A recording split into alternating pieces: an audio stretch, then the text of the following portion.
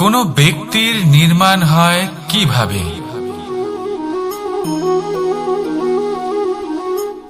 কেউ বলবেন পঞ্চতত্ত্বের দ্বারা, কেউ বলবেন আত্মা, দেহ ও চেতনার দ্বারা, কেউ বলবেন ঈশ্বরের কৃপার দ্বারা, তো কেউ বলবেন এই প্রকৃতির পরীক্ষার দ্বারা।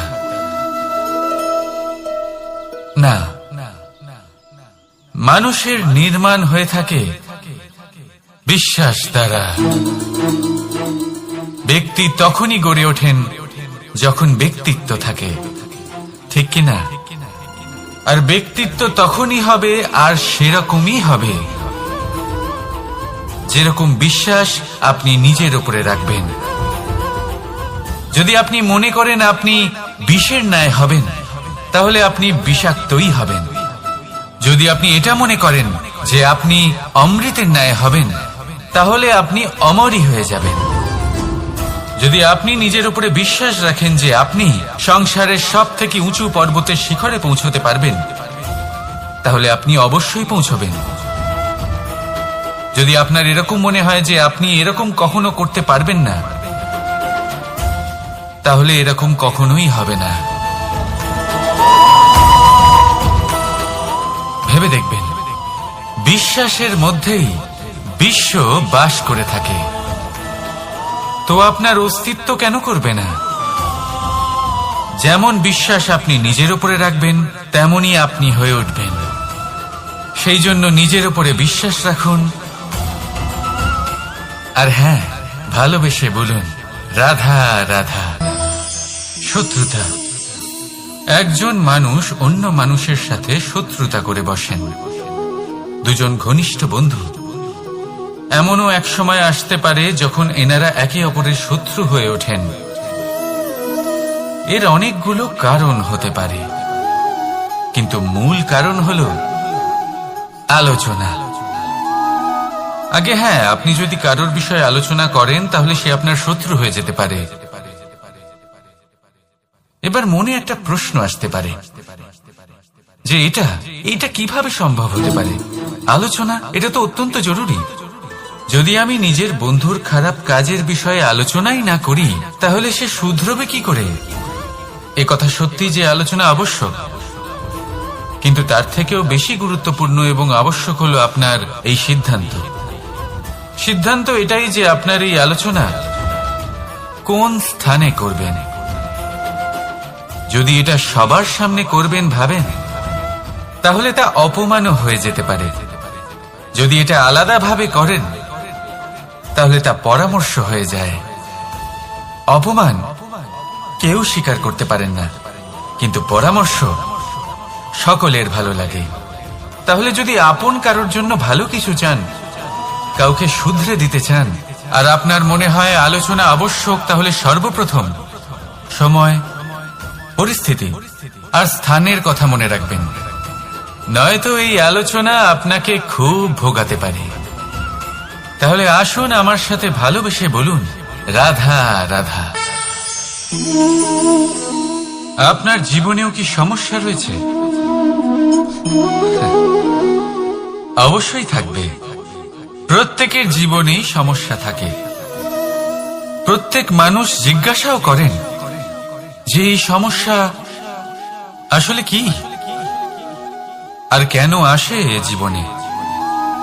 আপনাকে একটা কথা বলে দিই যে সমস্যা আসলে সেটা নয় যা আপনার পথে বাধা সৃষ্টি করে, বরং সমস্যা হলো সেটাই যেটা আপনি তখন দেখতে পান যখন আপনার একাগ্রতা আপনার পথ থেকে, আপনার লক্ষ্য থেকে সরে যেতে থাকে।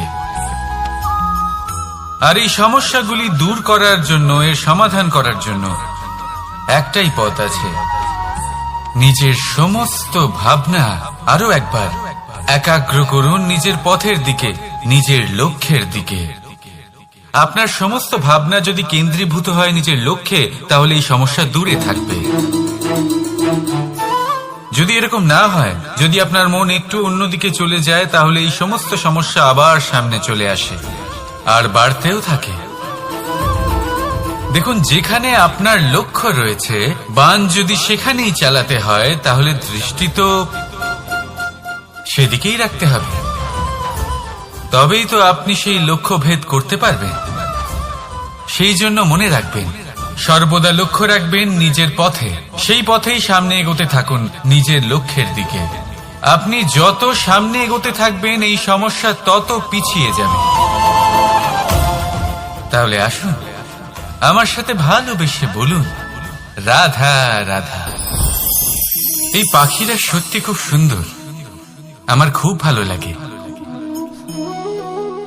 আপনি নিশ্চয়ই শুনে থাকবেন যে কিছু পাখির কাছে ডানা অবশ্যই থাকে, কিন্তু উড়তে পারে না। তারা চায় উঁচু আকাশে উড়ে বেড়াতে এবং মেঘেদের সাথে কথা বলতে, করতেই পারে না। এবার এই সংসারেও পাওয়া যায় ঘুড়িও। এদের মধ্যে না জীবন আছে, না প্রাণ আছে, আর না আছে ডানা, কিন্তু এরা আকাশের সাথে কথা বলে, হাওয়ার বেগের সাথে কথা বলে, আনন্দ করে, উৎফুল্ল হয়ে ওঠে। আকাশে জীবনের কিছু মুহূর্ত কাটায়। তার কারণ কি হতে পারে? কারণ হলো সুতো। এই সুতো যদি সঠিক হাতে থাকে তাহলে এই কাগজের তৈরি ঘুড়িও আকাশের উচ্চতায় উড়ে বেড়াতে পারে। এবার এই সুতো আসলে কি? এই সুতো হলো আসলে ভালোবাসা, এই সুতো হলো আসলে বিশ্বাসের। আর এটা আপনি দিয়ে থাকেন তাদের হাতে যাদের আপনি বিশ্বাস করেন, যাদের আপনি নিজের সর্বস্ব দিয়ে দেন। ভেবে দেখুন, এই ভালোবাসা আর বিশ্বাসের সুতো আপনি যদি সঠিক মানুষের হাতে দিয়ে দেন তাহলে আপনি অনেক উচ্চতায় উঠতে পারবেন, আকাশের উচ্চতায় উড়ে বেড়াতে পারবেন, মেঘের সাথে কথা বলতে পারবেন, পাখিদের মতো উড়তে পারবেন, যা ইচ্ছে তাই করতে পারবেন। শুধু এই মানুষ সঠিক হতে হবে, এমন একজন মানুষ যার মনে আপনার জন্য ভালোবাসা রয়েছে, এমন এক মানুষ যার মনে কোনো স্বার্থ নেই, যিনি পরোপকারী, এমন একজন ব্যক্তি যিনি আপনার অস্তিত্বকে বাইরে নিয়ে আসতে পারবেন, তাকে উজ্জ্বল করে তুলবেন। তাহলে ভালোবাসুন, আনন্দ করতে থাকুন, আর এই আনন্দ সহকারে বলুন, রাধা রাধা। আমরা সকলে এমন ব্যক্তির সাথে থাকতে চাই যারা খুব মিষ্টি কথা বলেন, যাদের ব্যবহার আমাদের ভালো লাগে, যারা দেখতে সুন্দর হন, যাদের আমরা পছন্দ করি। আর সব সময় এমন ব্যক্তির থেকে দূরে থাকতে চেষ্টা করি যাদেরকে আমরা পছন্দ করি না, যাদের কথা আমাদের খারাপ লাগে, যাদের কথা একটু কঠোর হয়। আমরা সব সময় চেষ্টা করি এদের থেকে দূরে থাকার, ঠিক কিনা? কিন্তু যদি বাস্তবটা দেখি তাহলে এই কঠোরতা জীবনে শান্তির প্রলেপ দেয়। ও শুধু একটু কড়াই হয়, কিন্তু এ কি করে? আমাদের সুস্থ করে তোলে। ঠিক সেইভাবেই ভালোবাসার এই অধ্যায় একটু কঠিন, একটু কড়াও মনে হতে পারে, কিন্তু এর ফল সবসময় আপনাদের স্বাস্থ্যের পক্ষে ভালোই হয়। সেই জন্য যদি কেউ আপনার নিন্দে করে, আপনাকে কড়া কথা শোনায়, আপনার ব্যাপারে আলোচনা করে, তার মানে এটা নয় যে সে আপনার শত্রু। হতে পারে তিনি আপনার বন্ধু হন, আপনার জন্য ভালো চান, আপনাকে শুধরে নিতে চান, আপনার মধ্যে কোনো পরিবর্তন দেখতে চান। সেই জন্য কখনো কারোর কথা শুনে বা কাউকে দেখে প্রাথমিকভাবে এই সিদ্ধান্ত নেবেন না যে তিনি আপনার শত্রু হন নাকি আপনার বন্ধু হন। এমনও শত্রু হয়ে থাকেন যে গুড়ের মতো মিষ্টি মিষ্টি কথা বলে আসলে আপনাকে বিষ পান করিয়ে দেবেন। আর এমনও বন্ধু থাকেন যারা আসলে নিমের মতো কড়া কথা বলেন কিন্তু আপনাকে অমৃত পান করান। এদের মধ্যে পার্থক্য করতে জানতে হবে, কে আসলে শত্রু হন আবার কে আসলে মিত্র হন। এই পার্থক্য যখন আপনি করতে শিখবেন তখন আপনি এই সংসারের সব থেকে সুখী প্রাণী হয়ে উঠবেন। এই পার্থক্য বোঝা সহজ নয়, কিন্তু অবশ্যই আবশ্যক। রাধা রাধা। অসুখ। এমন কোন মানুষ আছেন এই সংসারে যার অসুখ করে না? প্রত্যেক মানুষ কখনো না কখনো অবশ্যই অসুস্থ হয়েছে, তার এই শরীর রোগের শিকার অবশ্যই হয়েছে। এবারে দেখুন, এই রোগ আসে আবার এই রোগ চলেও যায়, কিন্তু সেই রোগ আমাদের কষ্ট দিতে কেন সক্ষম হয়? কারণ হলো স্বচ্ছতা। যদি এই স্বচ্ছতা শরীরে না থাকে তাহলে মানুষকে শারীরিক কষ্ট পেতেই হবে। ঠিক সেইভাবেই অত্যন্ত প্রয়োজনীয় হলো এই স্বচ্ছতা যেন মনেও থাকে। যদি এই স্বচ্ছতা মনে না থাকে তাহলে মানুষ চারিত্রিকভাবে কষ্ট সহ্য করেন। এবারে নিবারণ কি হতে পারে? বড়ই সহজ এর উপশম। যদি রোগ শরীরে হয় তাহলে সর্বপ্রথম স্বচ্ছতা বজায় রাখতে শিখুন।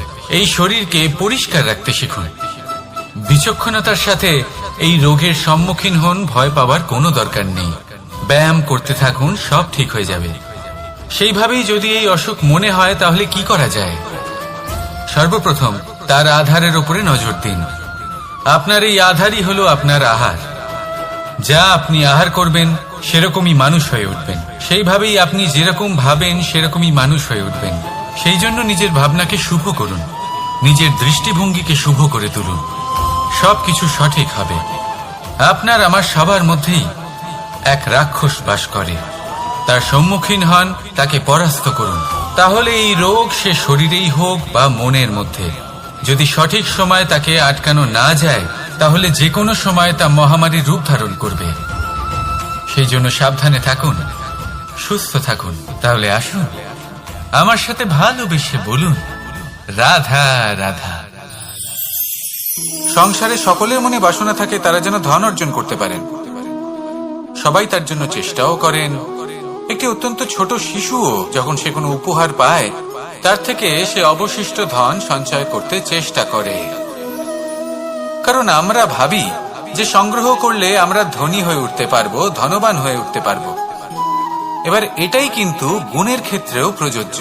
যদি আপনারা জীবনে গুণবান হতে চান তবে সংগ্রহ করার কোনো প্রশ্নই নেই। আপনাকে শুধু সম্পত্তি খরচ করতে হবে। আমি ধনের কথা বলছি না, আমি এই সংসারের সব থেকে মূল্যবান সম্পত্তির কথা বলছি। সেটা হলো সময়। গুণবান হওয়ার জন্য আপনাকে শুধু সময় খরচ করতে হবে, অর্থাৎ প্রত্যেক মুহূর্তের সদ্ব্যবহার করতে হবে, আর তাও উচিত প্রকারে। যদি এই কাজ আপনি করতে পারেন তাহলে আপনা থেকেই গুণবান হয়ে উঠবেন। আর একবার যদি গুণবান হয়ে উঠতে পারেন তাহলে ধনবানও হতে বেশি সময় লাগবে না। সেই জন্য জীবনে গুণ অর্জন করুন, সময়ের সদ্ব্যবহার করুন, আর আমার সাথে ভালোবেসে বলুন, রাধা রাধা। সবাই বলেন যদি সংসারে কিছু জয় করতে চাও তাহলে নিজেকেই পথপ্রদর্শক হতে হবে। এই সংসারকে যদি প্রকাশমান করতে চাও তাহলে প্রদীপের মতো তোমাকেও জ্বলতে হবে। এই কথা অত্যন্ত শ্রেষ্ঠ, কিন্তু প্রদীপের মতো জ্বলার পূর্বে কিছু সাবধানতা অবলম্বন করা প্রয়োজনীয়। কিভাবে? ভেবে দেখুন, চারিদিকে অন্ধকার, আমার প্রকাশের প্রয়োজন। সেই ক্ষেত্রে যদি আমি একটি দীপক প্রজ্বলিত করি তাহলে চারদিক প্রকাশমান হবে, আমার ভালো লাগবে। কিন্তু ধরুন মাথার উপর কড়া রোদ আর তার মাঝে আমি একটি প্রদীপ জ্বালাতে শুরু করলাম, তখন কি হবে? আমি নিজেই বুঝতে পারবো যে আমি মূর্খামি করছি। মাটির প্রদীপ, তেল, প্রচেষ্টা, সময়, এই সব কিছু নষ্ট করছি। সেজন্য মনে রাখবেন, জীবনে পরিশ্রম করা প্রয়োজনীয়, কিন্তু পরিশ্রম কোথায় করতে হবে, কতটা করতে হবে, সেটা মাথায় রাখা আরো প্রয়োজনীয়। আসুন আমার সাথে ভালোবেসে বলুন, রাধা রাধা। ক্ষমা একটা অত্যন্ত সুন্দর শব্দ, আমার খুব প্রিয় শব্দ। কিন্তু এই ক্ষমা কখন আর কিভাবে প্রয়োগ করতে হবে সেটা বোঝা প্রয়োজনীয়। এক, যদি আপনি কোনো অন্যায় করেন আর ক্ষমা না চান, ক্ষমা প্রার্থনা না করেন, ক্ষমা চাওয়া থেকে এড়িয়ে যান, তাহলে তাতে আপনারই ক্ষতি হবে। কিভাবে? ক্ষমা না চাইলে মনের মধ্যে অহংকার জাগ্রত হয়, আর অহংকার তো প্রকৃত অর্থে আমাদের ক্ষতিই করে। দুই, কেউ যদি অপরাধ করেন, আপনার থেকে ক্ষমা না চান, তাহলে তাকে ক্ষমা করবেন না। ক্ষমা হলো অত্যন্ত অমূল্য, আর না চাইতেই কাউকে ক্ষমা দান করা এটা উচিত নয়। তিন, যদি কেউ আপনার সাথে অনুচিত কিছু করেন, অপরাধ করেন, আর আপনার থেকে ক্ষমা চান, তাহলে তাকে ক্ষমা করে দিন। তাতে আপনার অন্তরের করুণাবোধ জাগ্রত হবে, প্রেম জাগ্রত হবে, আর তা আপনার জন্য শুভ হবে। 4, যদি আপনি নিজে কোনো অপরাধ করেন তাহলে অবশ্যই ক্ষমা চাইবেন, তাতে আপনারই লাভ হবে। কিভাবে? সামনের ব্যক্তি আপনাকে ক্ষমা করুক বা না করুক, আপনার অন্তরের অহংকার ক্ষীণ হবে, আর এই মন আরো নির্মল হয়ে উঠবে। এই ক্ষমা অত্যন্ত অমূল্য, ভেবেচিন্তে একে ব্যবহার করুন আর আমার সাথে ভালোবেসে বলুন, রাধা রাধা। আমি এখানে একা এই বনে বসে আছি, বাঁশি বাজাচ্ছি। কার জন্য? কে আছেন এখানে? কেউ নেই। আমার প্রজা, আমার রাজ্য, আমার পরিবার আমার থেকে অনেক দূরে আছেন। আমি এখানে একা এই বনে বসে এই আকাশের এই রঙের, গাছের এই সব ফলের, মাটির সুবাসের আনন্দ উপভোগ করছি। কেন? আমি হলাম দ্বারকাধীশ। এমন কি রাজকীয় বা ভৌতিক সুখ রয়েছে যে আমি ওখানে পেতে পারি না? সবকিছুই পেতে পারি, তাও এখানে বনে একা বসে আছি। কোন সুখ খুঁজে চলেছি? একা থাকার সুখ। আমরা প্রত্যেকদিন অনেক মানুষের সাথে, চিন্তাধারার সাথে, কর্মের সাথে, পরিস্থিতির সাথে, সুখ দুঃখের দ্বারা বেষ্টিত থাকি। জীবনের এই চক্রে আমরা জড়িয়ে পড়তে থাকি। যতই আমরা এই সমস্যার সমাধান করি, আমরা ততই এতে জড়িয়ে পড়ি। আমরা এতটাই জড়িয়ে পড়ি যে যখন আমরা আয়নায় নিজেদের দেখি, তখন আমরা নিজেদের চিনতেই পারি না। এমন মনে হয় যেন আমরা নিজেদের হারিয়ে ফেলেছি। সেই জন্য প্রত্যেক দিন আপনি কিছু সময় নিজের সাথে কাটান একান্তে। এটা অত্যন্ত আবশ্যক। নিজের অস্তিত্বের গভীরে গিয়ে দেখতে শিখুন, নিজেকে বুঝুন। অদ্ভুত শান্তির অনুভূতি হবে। যেমন এই বায়ু, এই বৃক্ষ, এই পুষ্প, এই নিসর্গ, এদের মতো আপনিও কখনো একলা হতে শিখুন। কখনো নিসর্গের একটা অংশ হয়ে দেখুন। এই মন প্রসন্ন হয়ে বলবে, রাধা রাধা। বাহ, পুষ্পের সুবাস আমার খুব ভালো লাগে। অত্যন্ত সুন্দর হয় এই পুষ্প। এইভাবে চারিদিকে পুষ্প দেখে মন আনন্দিত হয়ে ওঠে। এবার আপনারা ভেবে দেখুন, আমার চারিদিকে পুষ্প নয়, আগুন আছে। তাহলে কি হবে? আমার শরীর কি জ্বলে যাবে না? অবশ্যই জ্বলবে। শরীরকে কি আগুনের তাপ সহ্য করতে হবে না? অবশ্যই সহ্য করতে হবে। এটাই হলো প্রকৃতির নিয়ম। এই নিয়ম কিন্তু আমরা সবাই জানি, কিন্তু আমাদের মধ্যে বেশিরভাগ মানুষ এই বিভ্রান্তি নিয়ে বাঁচি যে এই যে প্রকৃতির নিয়ম, তা আমার উপর প্রযোজ্য নয়। তা কিন্তু নয়। আমাদের চতুর্দিকে এই যে নিসর্গ রয়েছে, আমরা তার কতটা ক্ষতি করি সেটা একবার ভেবে দেখুন। আমরা বনাঞ্চল জ্বালিয়ে দিই, বায়ু দূষিত করি, জল দূষিত করি, প্রাণীদের হত্যা আমরা করি। কেন? এই নিসর্গ আমরা নষ্ট করি, যদিও আমরা জানি যে আমরাও হলাম এই নিসর্গেরই অংশ। এবার দেখুন, শরীরের কোনো অংশে যদি আগুন ধরান, আস্তে আস্তে সমস্ত শরীরও জ্বলে যাবে। সেইভাবেই নিসর্গ যদি নষ্ট হয়ে যায়, তাহলে মনুষ্য জাতিও নষ্ট হয়ে যাবে। তাই এই যে নিসর্গ আপনি দেখছেন, নিসর্গ থাকে মানুষ থাকবে। যদি নিসর্গ থাকে তাহলেই জীবন থাকবে। আসুন আমার সাথে ভালোবেসে বলুন, রাধা রাধা। ওমা, এ কি? আমি কখন থেকে এখানে অপেক্ষা করছি, হাত পেতে দাঁড়িয়ে রয়েছি যাতে একটা ফল আমার হাতে এসে পড়ে এবং সেটা আমি খেতে পারি। কখন থেকে অপেক্ষা করছি, কিন্তু সেটা হচ্ছেই না। এবার আপনি বলবেন যে এসব কি বলছি, এ কি অদ্ভুত কথা বলছি। যদি ফল খেতে হয় তাহলে আমাকে বৃক্ষে চড়তে হবে, ফলের কাছে পৌঁছতে হবে, তবেই তো ফল পাবো। এবার এটা অত্যন্ত সহজ ব্যাপার, কিন্তু এই বিষয়টা আপনি নিজের জীবনের প্রসঙ্গে ভেবে দেখুন। লক্ষ্য কোথায় আছে আপনি জানেন, সেই লক্ষ্যে পৌঁছানোর পথ কি সেটাও আপনি জানেন, সেই পথে চলার ক্ষমতাও আপনার রয়েছে, কিন্তু তাও আপনি নিজের লক্ষ্য লাভ করতে পারছেন না। কেন? কারণ আপনি অপেক্ষা করছেন যে লক্ষ্য আপনার সামনে চলে আসবে, কিন্তু তা হয় না। লক্ষ্য সে যাই হোক না কেন, ধন হোক, প্রেম হোক, কোনো সম্মান হোক বা মোক্ষ হোক, যদি আপনি তার দিকে অগ্রসর না হন তাহলে ফল প্রাপ্তি অসম্ভব ব্যাপার, তা কোনোদিনই হবে না। সেই জন্য আপনার চোখের সামনে আপনি যদি নিজের লক্ষ্যকে দেখতে পান তাহলে উঠুন এবং সেই দিকে অগ্রসর হতে শুরু করুন। নিজের অন্তরের সকল অশুভ গুণ দূর করুন, অলসতা ত্যাগ করুন, অজ্ঞানতা ত্যাগ করে দিন এবং চলতে থাকুন। অবশ্যই মনোবাঞ্ছিত ফল লাভ করতে পারবেন। মনে রাখবেন, চলতে থাকলে তবেই লক্ষ্য প্রাপ্তি হবে। অপেক্ষার দ্বারা শুধুমাত্র মৃত্যু লাভ হবে। আসুন আমার সাথে ভালোবেসে বলুন, রাধা রাধা। আমি দ্বারকাধীশ এবং আমার সভাতে বিভিন্ন সময় বিভিন্ন ধরনের মানুষ আসেন, নিজেদের দাবি নিয়ে, নিজেদের ইচ্ছে নিয়ে। কখনো কেউ ভোজন চান, আবার কখনো কেউ ওষুধ, কখনো কেউ বস্তু চান, কেউ আবার চান বস্ত্র। কারোর জ্ঞান চাই, কারোর ধন চাই, আবার কারোর বাসস্থান। অনেক সময় আমি এই অনুরোধ, এই ইচ্ছে পূর্ণ করি না। এবার আপনি এটা ভাবতেই পারেন যে কৃষ্ণ তো তাহলে লোভী, ওর কাছে তো সবকিছুই রয়েছে, তারপরেও সে নিজের প্রজার ইচ্ছে পূর্ণ করে না, তাদের সমস্যাগুলি বুঝতে পারে না, তাদের সুখ স্বাচ্ছন্দ্য প্রদান করে না। আসল সত্য হলো এটাই যে কোনো সবল ব্যক্তি, যে কোনো গৃহস্থ ব্যক্তি যে কাজ করতে সক্ষম, তার পরিশ্রম দ্বারাই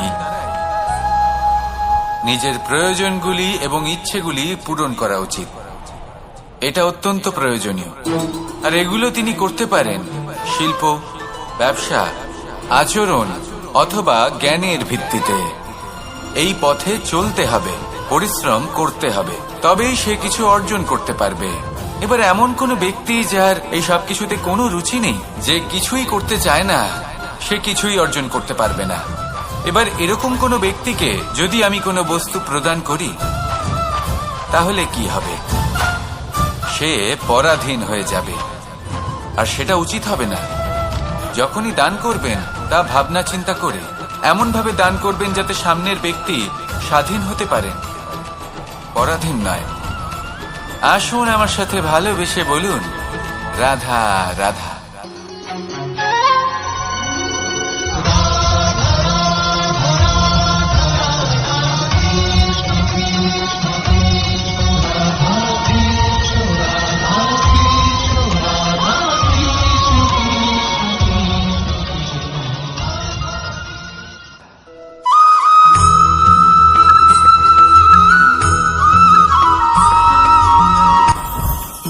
জীবনে কিছু শেখা অত্যন্ত গুরুত্বপূর্ণ।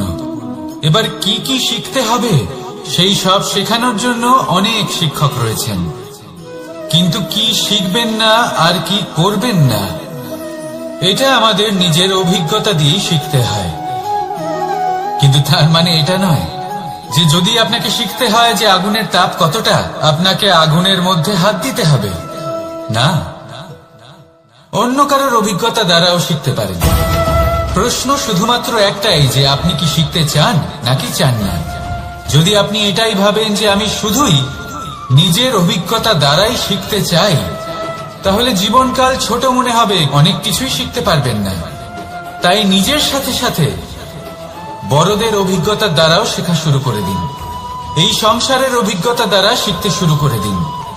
আর এটা নিশ্চিত রূপে শেখা আবশ্যক যে কখন কি করবেন না, কোথায় থামতে হবে আর কোথায় থামবেন না।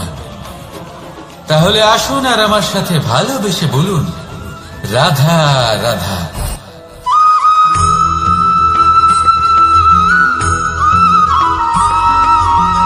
এই সংসারে সব থেকে বেশি কোমল বস্তু হলো রেশম।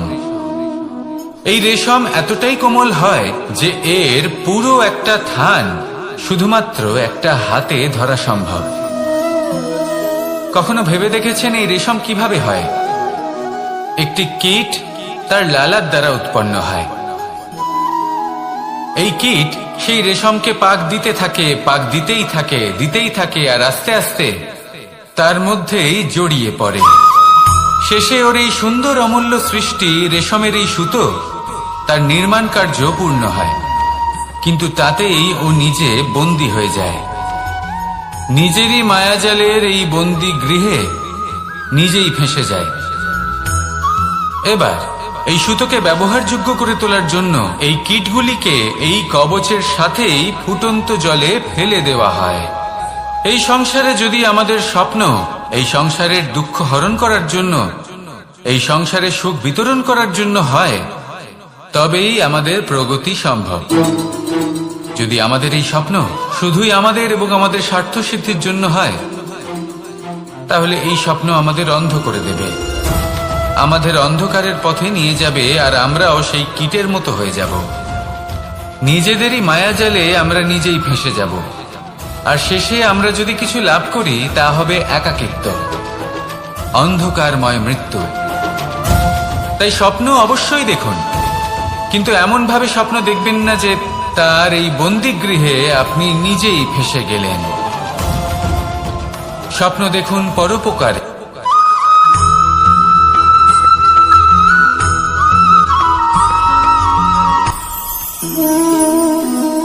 শক্তি এক অত্যন্ত বিচিত্র বস্তু, বা বলতে পারেন অনুভূতি। পিতা সবসময় চান যেন তিনি তার শক্তি পুত্রকে। আসুন আপনাকে সহজে বোঝাই। যদি আপনি সুপাত্র হন আর আপনাকে শক্তি দেওয়া হয়, তাহলে আপনি সেই শক্তির গুরুত্ব বুঝবেন, কোথায় সেই শক্তি প্রয়োগ করা উচিত সেটা বুঝবেন। আর এটা যেহেতু অর্জন করা শক্তি হবে, সেই শক্তির অপব্যবহার হবে না। কিন্তু যদি এই আপনি কুপাত্র হন আর যদি আপনাকে এই শক্তি দেওয়া হয়, তাহলে কি হবে? দেখতে গেলে এই শক্তি আপনি দান হিসেবে পেয়েছেন, তাই না আপনি এই শক্তির গুরুত্ব বুঝবেন আর না এর প্রয়োগ আপনি জানবেন। তার অপব্যবহার হওয়া সুনিশ্চিত।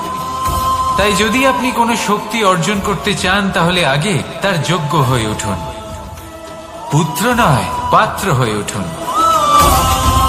আর আমার সাথে ভালোবেসে বলুন, রাধা রাধা।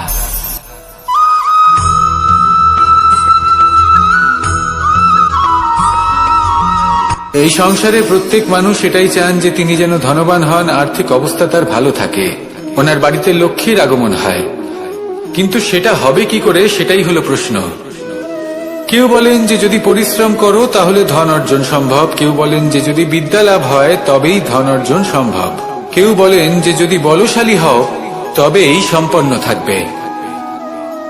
ভালো কথা, যদি তাই হয়ে থাকে, তবে দিনমজুর সারা দিন পরিশ্রম করেন, তিনি কেন ধনী হন না? অনেকজন বিদ্বান মানুষ আছেন এই সংসারে, তারা কেন ধনবান হন না?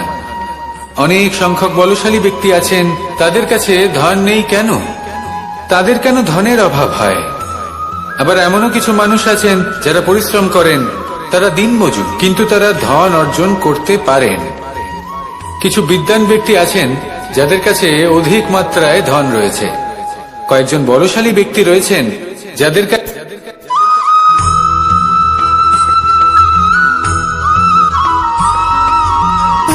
সুখ, দুঃখ এবং শক্তি, এই তিন হলো এই সংসারের ত্রিদেবের মতো।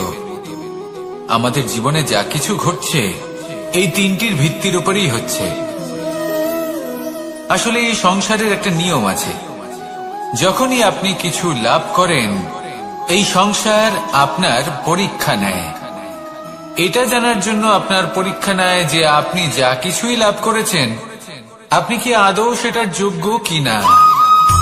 ঠিক সেইভাবেই এই সুখ, দুঃখ এবং শক্তি আপনার পরীক্ষা নিয়ে থাকে।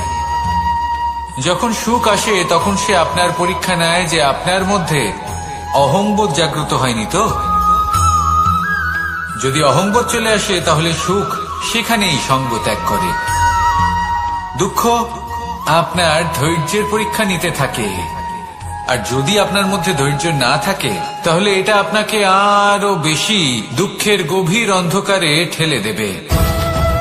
সেখানে শক্তি পরীক্ষা নেয় আপনার বিনম্রতার। যদি আপনি বিনম্র না হন তাহলে হয় এই শক্তি আপনার সঙ্গ ত্যাগ করবে, নয় এই শক্তি বিনম্রতার অভাবে আপনার পতনের কারণ হতে পারে। এই সংসারে যে কোনো ব্যক্তি যিনি এই পরীক্ষায় উত্তীর্ণ হয়ে থাকেন, এই জীবনে তিনি সাফল্য লাভ করেন। আসুন আমার সাথে ভালোবেসে বলুন, রাধা রাধা।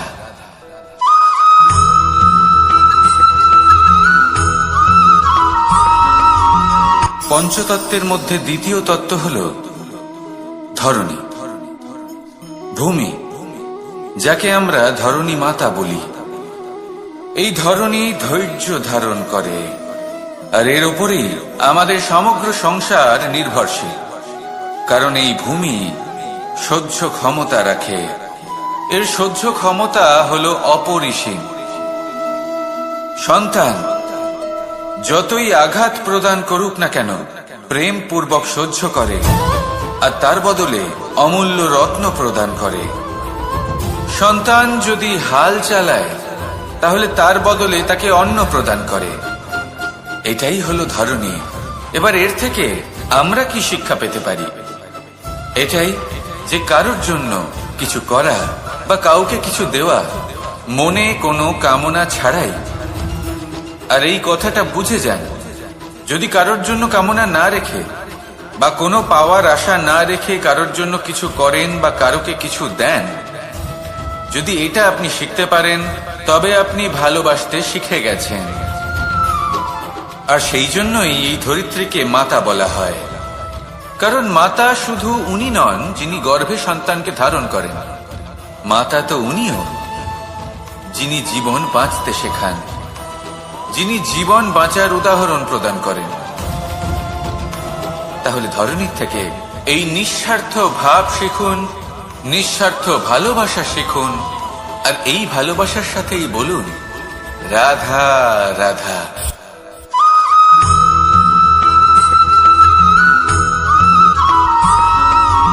মানুষ জন্মগ্রহণ করে, তার সাথে ভয়েরও জন্ম হয়।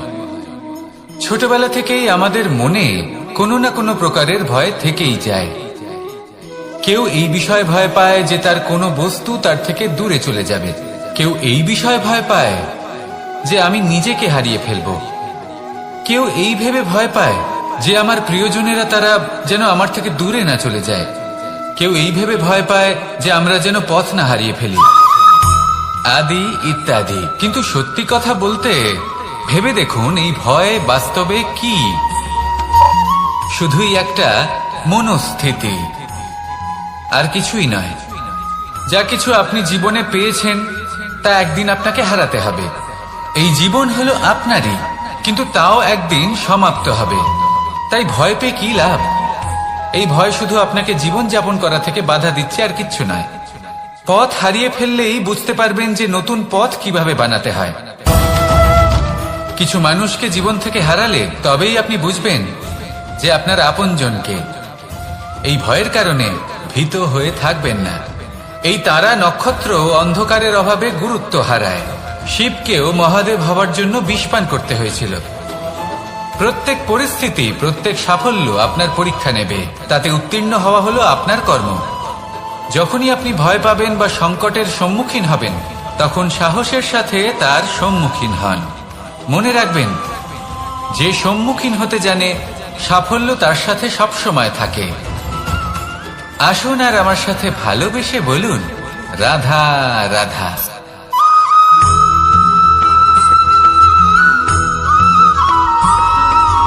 জীবনে অগ্রসর হওয়ার জন্য আমাদের কাকে প্রয়োজন হয়? মাতা পিতা, বন্ধু, প্রেম, সাহায্য, অর্থ, পরিশ্রম, আশা। ভিন্ন ভিন্ন মানুষ ভিন্ন ভিন্ন বিকল্প চয়ন করে। যদি আমি আপনাকে বলি, তাহলে জয় আর পরাজয়ের মন্ত্র দুটো শব্দের উপর নির্ভর করে, মেনে নেওয়া আর দৃঢ় হওয়া। যদি মেনে নেন তাহলে হেরে যাবেন, যদি দৃঢ় হন তাহলে নিশ্চিত রূপে জয়ী হবেন।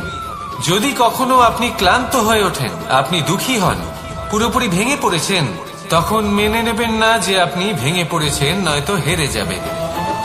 তখন উল্টে স্থির করবেন যে যাই হয়ে যাক না কেন আমি জয়ী হবই।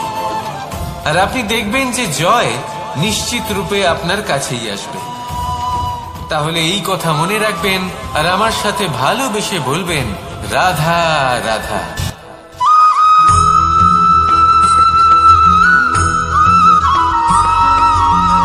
এই সংসারে কোনো বস্তু হোক বা ব্যক্তি হোক, তার একার গুরুত্ব কিন্তু খুব বেশি নয়। একটা উদাহরণ হিসেবে বৃষ্টির ফোঁটাকে ভেবে দেখুন। যদি একটি বৃষ্টির ফোঁটা হয় তাহলে তার খুব বেশি গুরুত্ব থাকে না, কিন্তু যখন সহস্র বৃষ্টির ফোঁটা মেঘের মধ্যে দিয়ে ঝরে পড়ে তখন সেটা বর্ষার রূপ ধারণ করে। সেই বর্ষা যা এই প্রকৃতিকে শান্ত করে। সেইভাবেই পাথরের ছোট টুকরো তার খুব বেশি গুরুত্ব থাকে না, কিন্তু যখন অসংখ্য পাথরের টুকরো একত্রিত হয় তখন তা পর্বতের আকার ধারণ করে। সেইভাবেই কিছু মানুষ যখন একত্রিত হন তখন তৈরি হয় পরিবার, কিছু পরিবার যখন একত্রিত হয় তখন তৈরি হয় সমাজ, যখন অনেক সংখ্যক সমাজ একত্রিত হয় তখন তৈরি হয় রাজ্য। এবার এই রাজ্যের সব থেকে গুরুত্বপূর্ণ ব্যক্তি হতে পারেন রাজা, কিন্তু তাও সেই রাজা একা কিছু করতে পারেন না। যুদ্ধ লড়ার সময় তারও নিজের সৈন্যদলকে প্রয়োজন পড়ে। কিন্তু এই সংসারে এমন একজন ব্যক্তি আছেন যিনি একাই সব কাজ করতে থাকেন, এবং সেই ব্যক্তি হলেন মা। আমাদের জীবনে একজন পিতার ভূমিকা কিন্তু নিঃসন্দেহে অমূল্য, কিন্তু আমাদের সকলের জীবনে যে ভূমিকা একজন মায়ের তা অন্য কারোর থাকে না। একজন মা একাই সন্তানকে বড় করতে পারেন, সংস্কারী করে তুলতে পারেন, তার জন্য পরিশ্রম করেন। আর এত কিছু কাজ করার পরেও তার কাজের জন্য তিনি প্রশংসা অবশ্য পান না। উল্টে যদি সেই সন্তান অনুচিত পথে চালিত হয়, অনুচিত কর্ম করে, তখন সেই মাকেই অপবাদের পাত্র হয়ে উঠতে হয়। আমাদের জীবনে মায়ের যোগদান কতটা সেটা বুঝুন। আপনাকে বড় করে তোলার জন্য উনি কতটা পরিশ্রম করেছেন সেটা বুঝুন। আজ থেকে, এখন থেকে, এই মুহূর্ত থেকে মাকে সম্মান করতে শিখুন। যখন সময় পাবেন, যখন সুযোগ হবে, তখন তার প্রশংসা করুন, ওনারও ভালো লাগবে। আর মায়ের এই মমতার জন্য, তার এই ভূমিকার জন্য আসুন সবাই মিলে আমরা তাকে প্রণাম করি, আর সকলে মিলে ভালোবেসে বলি, রাধা রাধা।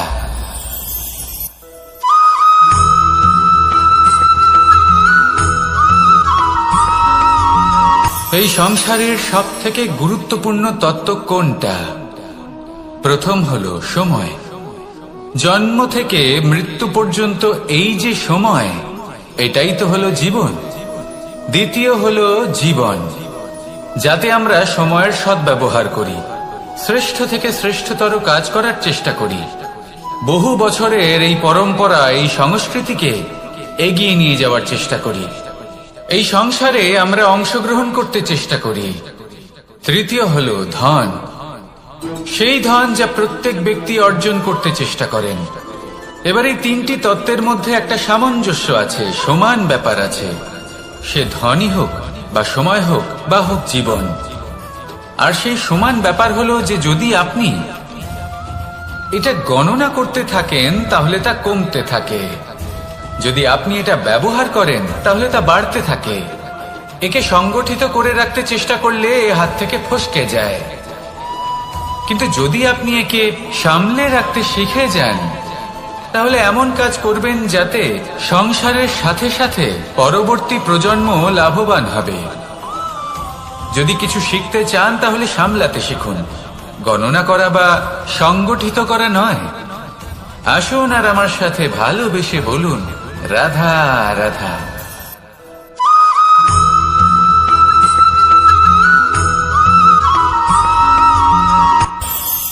এই সংসারে আমরা প্রকাশ কোথা থেকে পাই? এর উত্তর বড়ই সরল। ভোরে যখন সূর্যোদয় হয় তখন প্রকাশের কিরণ আমাদের ঘরে এসে পৌঁছয়। এইভাবেই আমরা প্রকাশ লাভ করি। এবার এই প্রকাশের আলোতেই আমরা সারাদিনের কাজ সম্পন্ন করি। সন্ধে হয়ে যায়, সূর্যাস্তও হয়ে যায়, আর আমাদের ঘর যাতে অন্ধকার না হয় তার জন্য আমরা একটা প্রদীপ প্রজ্বলিত করি। এটাই ঘটে আমাদের জীবনেও। এবার প্রবাহমান আয়ুর সাথে আমরা আমাদের অন্তরে যদি একটা প্রদীপ প্রজ্বলিত করে নিই, তাহলে বিষয়টাই অন্যরকম হবে। এবার আপনি বলবেন কোন প্রকাশের কথা বলছি যা আমাদের অন্তরে জাগ্রত করা সম্ভব? আমাদের আত্মার মাঝে প্রেমের প্রকাশ জাগ্রত করার কথা বলছি। কারণ আমাদের এই জীবন এও হলো দিনের আলোর মতো। আজ প্রকাশ আছে, কিন্তু কোনোদিন অবশ্যই অস্ত হবে। কিন্তু অস্ত হবার আগে যদি আমরা আমাদের আত্মার মাঝে প্রেমের এই প্রকাশ উজ্জ্বলিত করে নিই, তাহলে আমাদের সন্ধ্যাকালও আমরা আনন্দে এবং প্রেমে যাপন করব। তাহলে আসুন আর আমার সাথে ভালোবেসে বলুন, রাধা রাধা।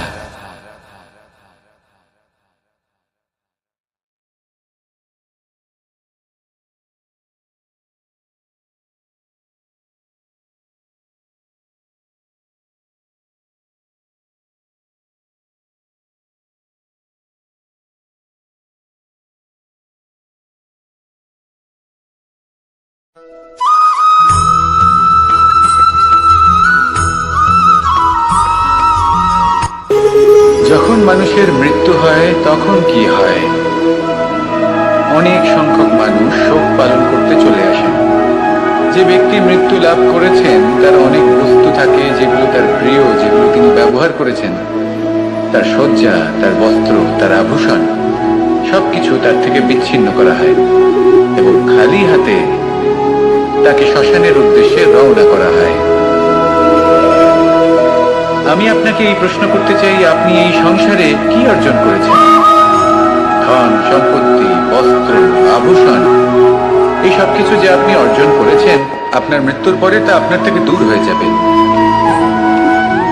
এর উত্তর হলো একটাই, আপনার কর্ম। শুধু সেটাই আছে যা একান্ত আপনার, আর শুধু সেটাই এই সংসার থেকে চলে যাওয়ার পরেও সংসারেই জীবিত থাকবে। যদি আপনি দুষ্কর্ম করেন, তাহলে এই সংসার আপনাকে একটি অনুচিত উদাহরণ হিসেবে মনে রাখবে যে এই ব্যক্তি খুব পাপী ছিল, অনুচিত কর্ম করতেন। যে পথে তিনি চলেছেন সেই পথে কারোর চলা উচিত নয়। সেখানেই যদি আপনি সৎকর্ম করেন, তাহলে সংসার চিরকাল এটাই বলবে যে খুব ভালো মানুষ ছিলেন, সবাইকে ভালোবাসতেন, সবাইকে সাহায্য করতেন, আমার খুব প্রিয় মানুষ ছিলেন। এটাই হলো শ্রেষ্ঠ কর্ম। সেই জন্য জীবনে শুধুমাত্র ধন সম্পত্তি, আভূষণ এই সব অর্জন করতে গিয়ে নিজের মনোনিবেশ করবেন না। শ্রেষ্ঠ কর্ম করুন। সংসার থেকে চলে যাওয়ার পরেও এই কর্মই এই সংসারে আপনাকে জীবিত রাখবে।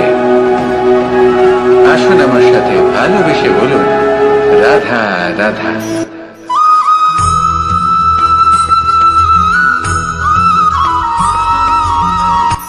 এই সংসারে সাফল্য লাভ করার জন্য জ্ঞানের প্রয়োজন হয়, পরিশ্রমের প্রয়োজন হয়, দৃঢ় নিষ্ঠার প্রয়োজন হয়, নিরন্তর চেষ্টা করা প্রয়োজনীয়।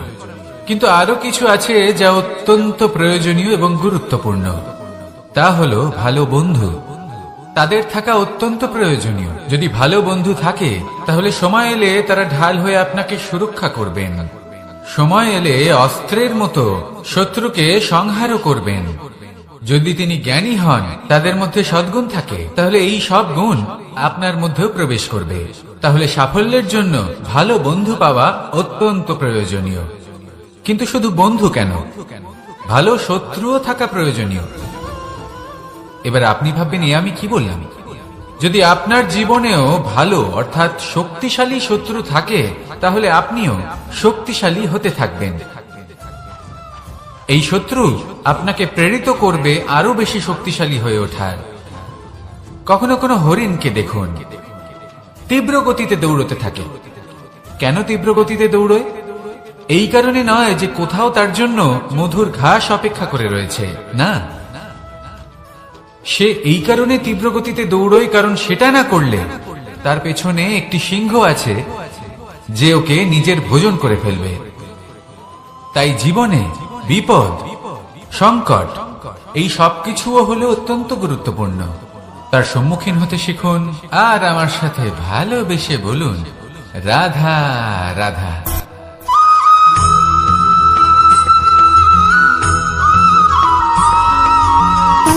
সুখ, দুঃখ এবং শক্তি, এই তিন হলো এই সংসারের ত্রিদেবের মতো। আমাদের জীবনে যা কিছু ঘটছে এই তিনটির ভিত্তির উপরেই হচ্ছে।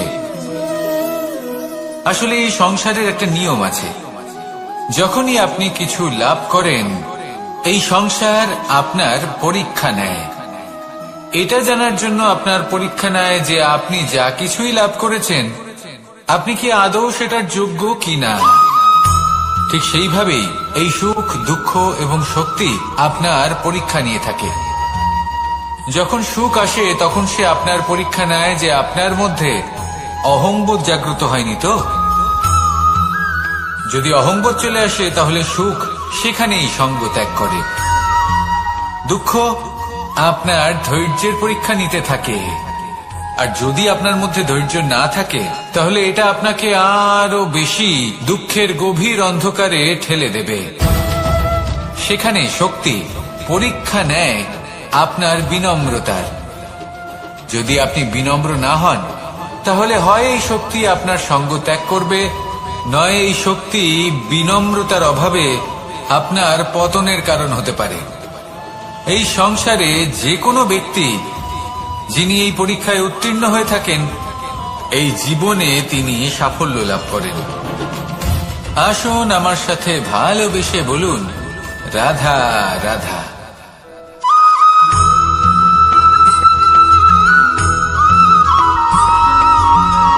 পুরুষার্থ। শাস্ত্রে 4 ধরনের পুরুষার্থের কথা বলা হয়েছে। প্রথম হলো ধর্ম। আপনি কি জানেন এই ধর্ম আসলে কি? আপনার কি মনে হয় ধর্ম আসলে কি? কোনো বিশেষ ঈশ্বরকে মানাই কি ধর্ম বলা হয়, নাকি কোনো বিশেষ রীতি পালন করাই হলো ধর্ম, নাকি কোনো বিশেষ সাহিত্যকে সর্বশ্রেষ্ঠ মনে করাই হলো ধর্ম?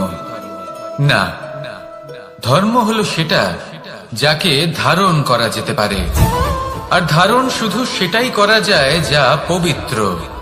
পবিত্র শুধু তাকেই বলা হয় যা নিঃস্বার্থ, যার মধ্যে শাসন করার কোনো ইচ্ছে নেই, যা সরলভাবেই প্রবাহমান, জল এবং বায়ুর মতো। যখন কোনো ব্যক্তি ধর্মকে ধারণ করেন এবং সেই ধর্ম সেই ব্যক্তিকে রক্ষা করে তখন তাকে ধর্ম বলা হয়। ধর্ম যা রক্ষা করে অহংকার থেকে, খারাপ চিন্তার হাত থেকে। সেই জন্য পুরুষার্থ গড়ে তোলার আগে, ধর্ম পালন করার আগে ধর্মের প্রকৃত অর্থ কি সেটা বুঝে নিন। এটা জেনে রাখুন যে সমস্ত ধর্মের আধার, সমস্ত ধর্মের ভিত শুধুমাত্র ভালোবাসা। আসুন আর এই ভালোবাসার সাথেই বলুন, রাধা রাধা।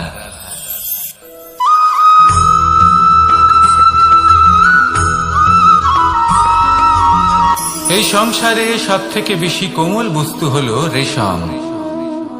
এই রেশম এতটাই কোমল হয় যে এর পুরো একটা থান শুধুমাত্র একটা হাতে ধরা সম্ভব। কখনো ভেবে দেখেছেন এই রেশম কিভাবে হয়? একটি কীট তার লালার দ্বারা উৎপন্ন হয়। এই কীট সেই রেশমকে পাক দিতে থাকে, পাক দিতেই থাকে, আর আস্তে আস্তে তার মধ্যেই জড়িয়ে পড়ে।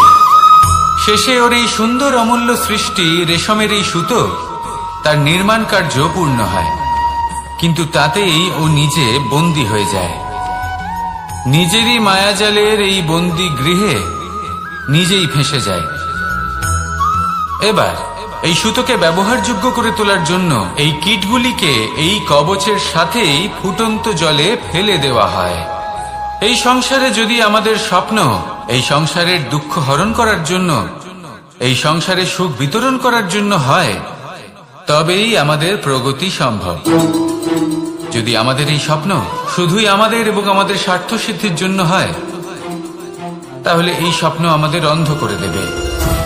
আমাদের অন্ধকারের পথে নিয়ে যাবে, আর আমরাও সেই কীটের মতো হয়ে যাব।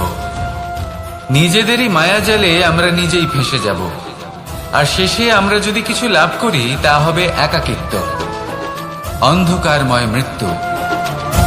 তাই স্বপ্ন অবশ্যই দেখুন, কিন্তু এমন ভাবে স্বপ্ন দেখবেন না যে তার এই বন্দিগৃহে আপনি নিজেই ফেঁসে গেলেন। স্বপ্ন দেখুন পরোপকারে।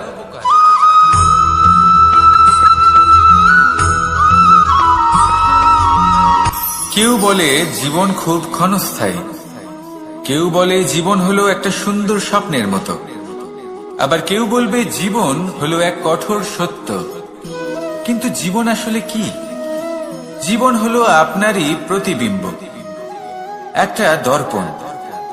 অর্থাৎ আপনি জীবনকে সেইভাবেই পাবেন যেরকম আপনি নিজেকে প্রতিপন্ন করবেন। যদি আপনি দর্পণের দিকে তাকিয়ে হাসেন, তাহলে আপনি সামনে হাসি মুখী দেখতে পাবেন। এবার যদি আপনি গম্ভীর হয়ে থাকেন, তাহলে আপনি একজন রুষ্ট ব্যক্তি দেখতে পাবেন। শেষে সবথেকে বেশি গুরুত্বপূর্ণ হলো আপনার চেষ্টা। আপনাকে সবসময় চেষ্টা করতে হবে যাতে আপনি নিজেকে প্রসন্ন এবং ইতিবাচক মনোভাবে রাখেন। এটা হলো আপনারই উত্তরদায়িত্ব, তাকে পালন করুন। এই মনকে প্রসন্ন রাখুন, এই সংসারকে সুন্দর বলে মনে হবে। আর এই মন প্রসন্ন হয়ে বলবে, রাধা রাধা।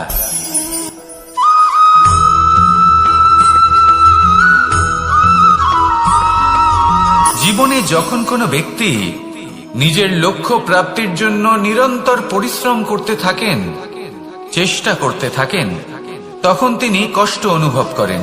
কখনো শারীরিক কষ্ট, কখনো মানসিক কষ্ট। এবার উনি এটা ভাবতে থাকেন যে আমি কি উচিত করছি নাকি অনুচিত করছি। কারণ অন্যদিকে এমন একজন ব্যক্তিও আছেন যিনি একদমই পরিশ্রম চেষ্টা করছেন না। তিনি মদিরা পান করেন, বিলাসিতায় জীবন কাটান, অলস প্রকৃতির হয়ে ওঠেন, নিদ্রাতে বিলীন হয়ে থাকেন আর ভাবেন যে তিনি সুখ লাভ করছেন। কিন্তু এরকম কেন হয়? কারণ যখন আমরা সৎ পথে থাকি, উচিত পথে চলি, লক্ষ্য প্রাপ্ত করার জন্য চেষ্টা করতে থাকি, তখন আমাদের ভেতরে থাকা নেতিবাচক শক্তি এবং পাপ এই দেহকে ত্যাগ করে দেয়। আর এই অনুভূতিটাই আমাদের দুঃখের অনুভূতি দেয়, কষ্ট দেয়। এবার সেখানে যদি আমরা কুপথে চলি, অনুচিত পথে চলতে থাকি, তাহলে আমাদের ভেতরে থাকা পুণ্য এবং ধনাত্মক শক্তি আমাদের দেহ ত্যাগ করে দেয়। আর এই অনুভূতির কারণেই আমরা সুখ অনুভব করি। কিন্তু কখনো ভাববেন যে এই সুখ বেশি সময় পর্যন্ত থাকে না। সেই জন্য সবসময় মনে রাখবেন, যদি আপনি জানেন যে এটাই আপনার লক্ষ্য, এটাই উচিত পথ, শুভ পথ, তাতে নিরন্তরভাবে এগিয়ে যেতে চেষ্টা করতে থাকুন। এই কষ্ট আপনাকে সুখের পরাকাষ্ঠায় কখন পৌঁছে দেবে তা আপনি জানতেই পারবেন না। আসুন আমার সাথে ভালোবেসে বলুন, রাধা রাধা।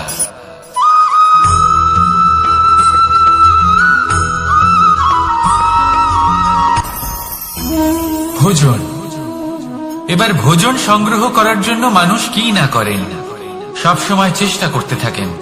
ফসল উৎপাদনের জন্য অনেক পরিশ্রম করতে থাকেন, কিন্তু অনেক সময় অনেক পরিশ্রম করার পরেও ফসল ভালো উৎপাদন হয় না। এর কারণ কি? কারণ হলো এটাই যে আপনি পরিশ্রম হয়তো অনেক করেছেন, কিন্তু আপনার নজর তো সেই বীজের দিকে ছিলই না যা আপনি রোপণ করেছেন। সেই জন্য সব সময় কোনো বীজ রোপণ করার আগে তাকে পরখ করে দেখুন, তা অত্যন্ত আবশ্যক।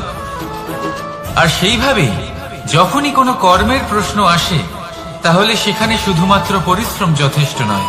সেই কাজের প্রতি আপনার কর্তব্য কি, আপনার উদ্দেশ্য কি, সেটা জানা হলো অত্যন্ত গুরুত্বপূর্ণ।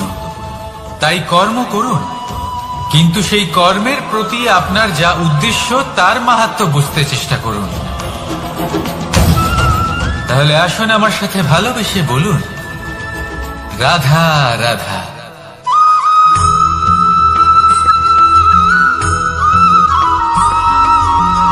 পিতা আর পুত্রের সম্পর্ক অত্যন্ত মধুর হয়ে থাকে। পিতা স্বপ্ন দেখেন, তাকে পূর্ণ করার সকল সম্ভাব্য চেষ্টা করেন, কিন্তু তাও অনেক সময় ওনার স্বপ্ন অপূর্ণ থেকে যায়। তখন পিতা ভাবেন যে স্বপ্ন উনি পূর্ণ করতে পারেননি, ওনার সন্তান তা অবশ্যই পূরণ করবে। যে স্থানে উনি কখনো পৌঁছতে পারেননি, সেই স্থানে ওনার পুত্র অবশ্যই পৌঁছবে। পিতা নিজের সন্তানের ভবিষ্যৎ নিয়ে সেই স্বপ্ন দেখেন, আর যখন সেই সন্তান সামনে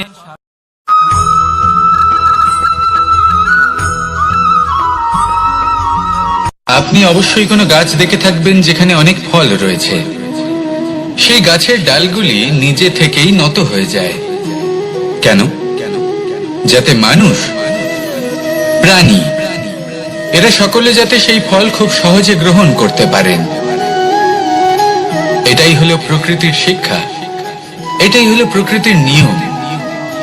মানুষেরও কিছুটা এরকমই হওয়া উচিত। যদি আপনি সাফল্যের চরম সীমায় পৌঁছে যান, অনেক বেশি ধন অর্জন করে ফেলেন, তখন মনে রাখবেন যে আপনি যেন অহংকারী না হয়ে পড়েন। বিনম্র থাকতে হবে। সেই ধনকে ব্যবহার করতে হবে উচিত কাজের জন্য।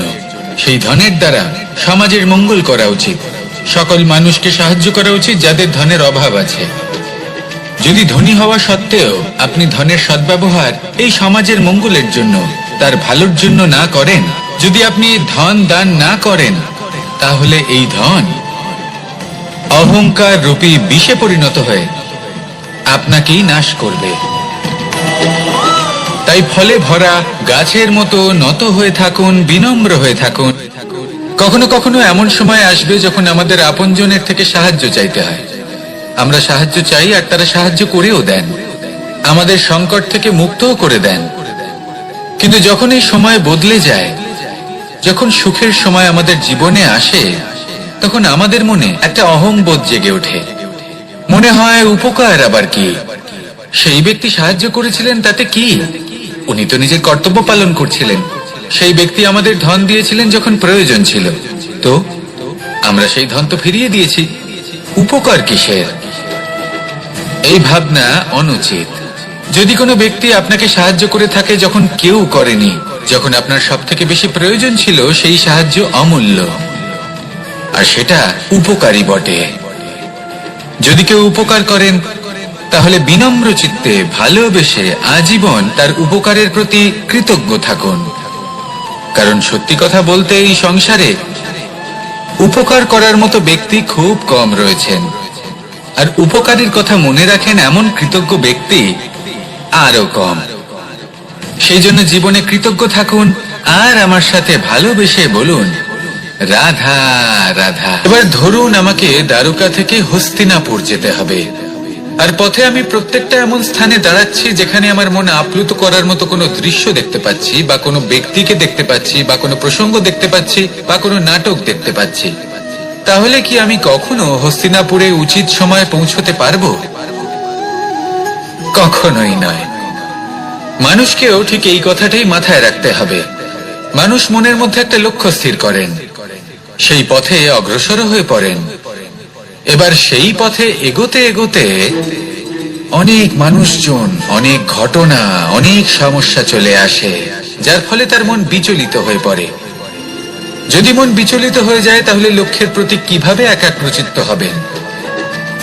সেই জন্য অত্যন্ত আবশ্যক যে আপনি সময়ের সদ্ব্যবহার করুন সেই পথে চলার জন্য। সেই পথে সামনে এগোতে থাকুন, চোখ থাকবে শুধু লক্ষ্যের দিকে। যখনই আপনি বুঝবেন যে আপনি লক্ষ্যভ্রষ্ট হচ্ছেন, আবার সেই পথে নিজেকে টেনে আনুন। ঠিক এইভাবেই এগোতে থাকুন, সাফল্যের শিখরে গিয়ে পৌঁছুন, আর সেখানে গিয়ে আনন্দের সাথে উচ্চ স্বরে বলুন রাধা রাধা। এগুলো হলো নিম পাতা। যদি এগুলো চেখে দেখেন, তাহলে মুখ বিকৃত হবে। এগুলো কি তেতো খেতে, হে নারায়ণ! এর থেকে বেশি তিক্ত সংসারে আর কিছুই হতে পারে না।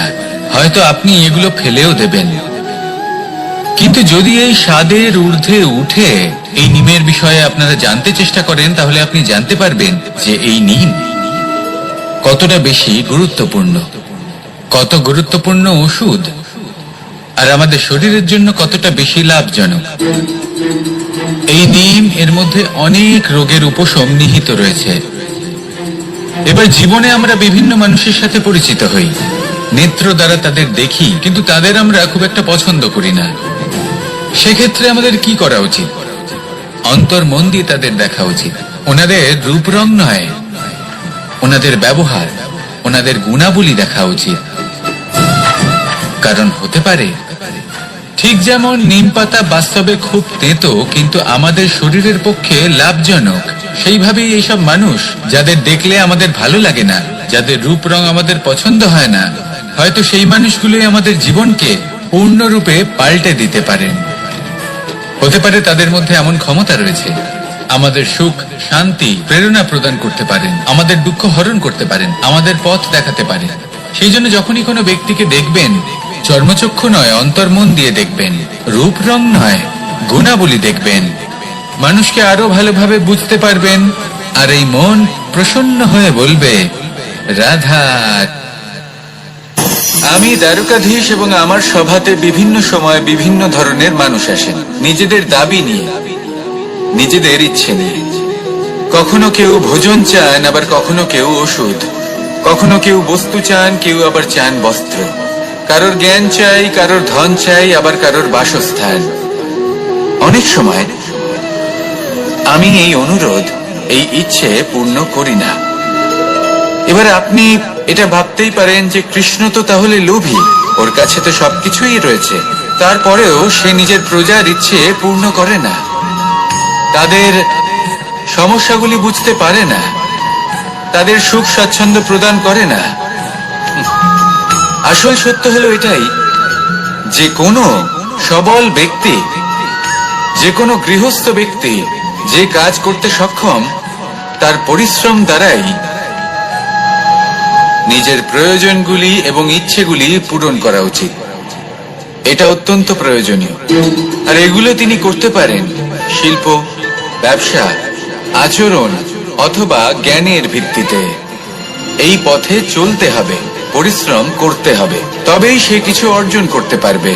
এবার এমন কোনো ব্যক্তি যার এই সব কিছুতে কোনো রুচি নেই, যে কিছুই করতে চায় না, সে কিছুই অর্জন করতে পারবে না।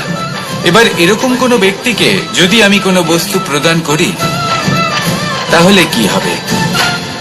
সে পরাধীন হয়ে যাবে, আর সেটা উচিত হবে না। তাহলে কি করা উচিত?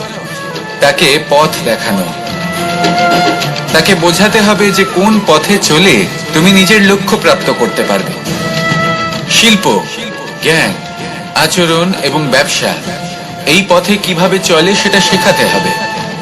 আর আমি সেটাই করি। তার ফলে কি হয়? ব্যক্তি স্বাধীন হয়ে যায়। সংসারে সে যা চাইবে তাই প্রাপ্ত করতে পারবে, কখনো কারোর থেকে কিছু চাইবার প্রয়োজন পড়বেই না। এই কথাটা সবসময় মনে রাখবেন। যখনই দান করবেন তা ভাবনা চিন্তা করে এমন ভাবে দান করবেন যাতে সামনের ব্যক্তি স্বাধীন হতে পারেন, পরাধীন নয়। আসুন আমার সাথে ভালোবেসে বলুন, রাধা রাধা।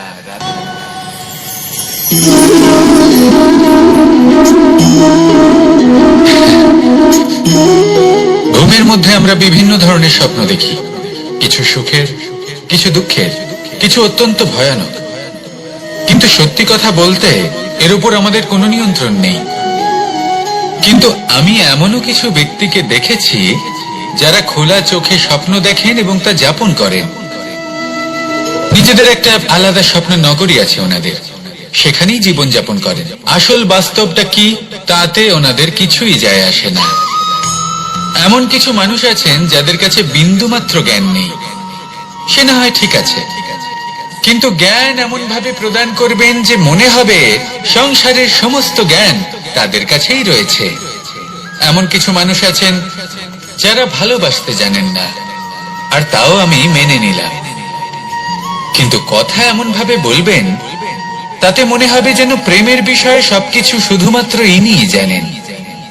এবার আমি এমন কথা অবশ্যই বলছি না যে আপনি এরকম করেন, কিন্তু যদি কোনো ব্যক্তি এরকম করেন তাহলে তার এটা মাথায় রাখা উচিত যে সেই ব্যক্তি অন্য কারোর সাথে নয়, নিজের সাথে অনুচিত করছেন।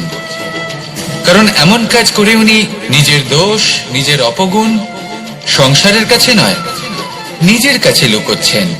আপনি যদি নিজেকে বুঝতে না পারেন, সম্পূর্ণরূপে নিজেকে আকলন না করেন, নিজের অপগুণ, নিজের দোষ পূর্ণরূপে না বুঝতে পারেন, তাহলে এটা কি করে বুঝবেন যে নিজেকে কিভাবে শুধরে নিতে হবে?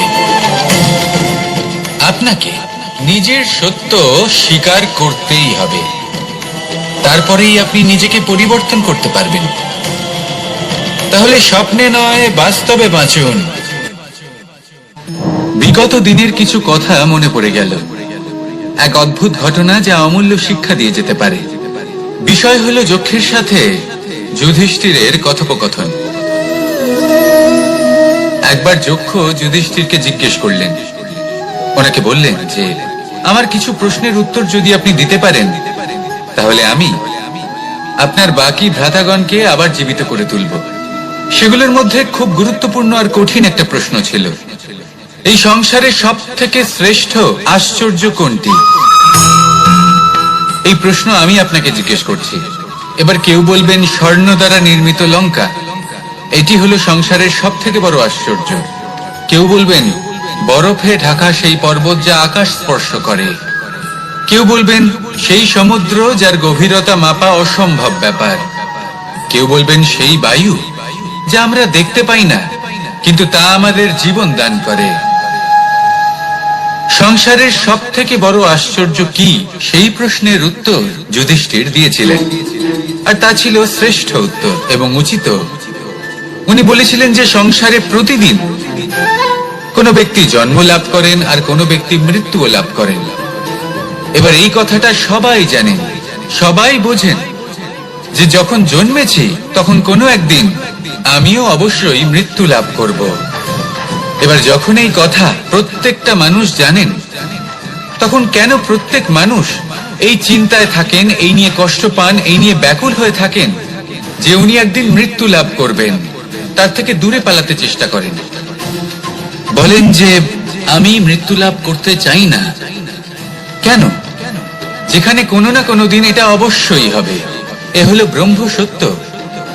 এই যে ব্যাকুলতা, এই ভয়, এই যন্ত্রণা, এই চিন্তা তার মনকে বাঁচতেই দেয় না, এই জীবন অনুভবই করতে দেয় না। সেই জন্য এই চিন্তা, ব্যাকুলতা, ভয়, এসবের কি লাভ? কোনো লাভ নেই। সেই জন্য যতক্ষণ জীবনযাপন করছেন, প্রত্যেক মুহূর্ত যেন শ্রেষ্ঠ হয়, আনন্দময় হয়, প্রেমের দ্বারা পরিপূর্ণ হয়, সেই চেষ্টা করুন। চেষ্টা করুন যাতে আপনি যে কাজ করছেন তার দ্বারা যেন অন্যের মঙ্গল হয়। এই প্রচেষ্টাই আপনার জীবনকে প্রসন্নতা আর প্রেম দ্বারা ভরিয়ে তুলবে। এই মন সুপ্রসন্ন হয়ে বলবে রাধা রাধা।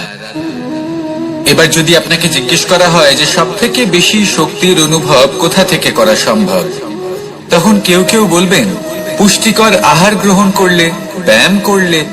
কেউ বলবেন ধন লাভ করলে, বন্ধুদের থেকে, পরিবারের থেকে, আদি ইত্যাদি। এইভাবে আপনি শক্তির অনুভব অবশ্যই করতে পারেন, কিন্তু সব থেকে বেশি শক্তির অনুভব যদি আপনি করতে চান, তাহলে তা পাবেন শুধু একতার দ্বারা, সংগঠনের দ্বারা। যদি আপনাকে উদাহরণ দিই, নিজের এই হাতটাকে দেখুন, 5টা আঙুল রয়েছে। কোনো একটা বস্তুকে নিজের একটা আঙুল দ্বারা তুলে ধরার চেষ্টা করে দেখুন, বড়ই কষ্ট হবে। তখন আপনি বুঝতে পারবেন যখন এই 5টি আঙুল একত্রিত হয়, তখন কোনো কাজ কতটা সহজ হতে পারে। এটাই হলো শক্তি, একতার। সব থেকে ভালো উদাহরণ যদি আপনাকে দিই, তাহলে বাঁশি। এই বাঁশি থেকে অত্যন্ত মধুর সুর নির্গত হয়, যা সবার মন প্রসন্ন করে দেয়। এই কথা সত্যি, কিন্তু এই বাঁশি আমি একটা বা দুটো আঙুল দিয়ে বাজাতে পারবো না। আমাকে প্রত্যেকটা আঙুল ব্যবহার করতেই হবে, তবেই এর থেকে মধুর সুর নির্গত হবে, যা সকলকে প্রসন্ন করবে। ঠিক কিনা? ঠিক এইভাবেই যদি আপনি চান যে আপনার জীবনরূপী বাঁশি থেকেও মধুর সুর নির্গত হোক বা সবার মনকে প্রসন্ন করে তুলুক, তাহলে আপনাকেও জীবনে একতা নিয়ে আসতেই হবে। আপনি একাও কর্ম করতে পারেন, পথ চলতেও পারেন, সামনেও এগোতে পারেন, সাফল্যও লাভ করতে পারেন। কিন্তু যখন সকলে একসাথে এগোবেন, সেই পথে চলবেন, সেই কর্মই করবেন, তখন লক্ষ্যে অবশ্যই পৌঁছবেন, সাফল্য অবশ্যই লাভ করবেন।